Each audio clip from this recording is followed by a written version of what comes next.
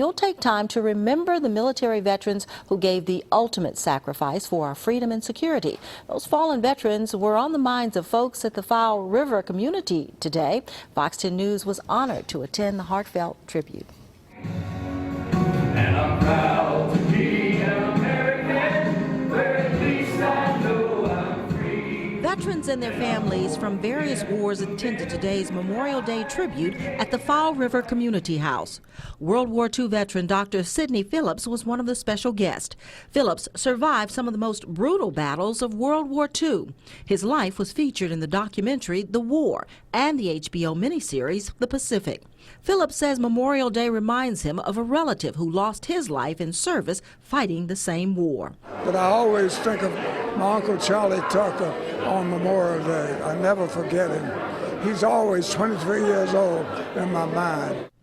At 89, Phillips says Memorial Day is one of the most important holidays. It's a chance to talk about patriotism and God and our wonderful nation, and to remember the fallen, the boys that have died for it.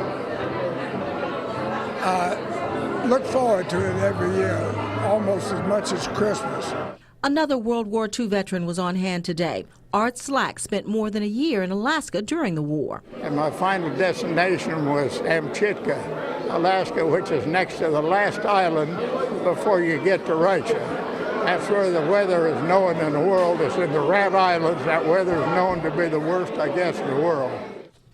The program included bell strikes for the fallen in each branch of service. Colonel Pat Downing was the guest speaker. Downing is a career Army officer and a former Green Beret. He served 2 tours in Vietnam. My generation was the Vietnam generation, and when I think about Memorial Day, I not only think about those that were with me in Vietnam and those who did not return, and I'll just mention that as far as I'm concerned, those are the real heroes, those who fought for our country but who did not return. And Downing has a reminder for everyone this holiday. That's the purpose of Memorial Day, to take a short break, pause, and remember of those who died keeping our country free.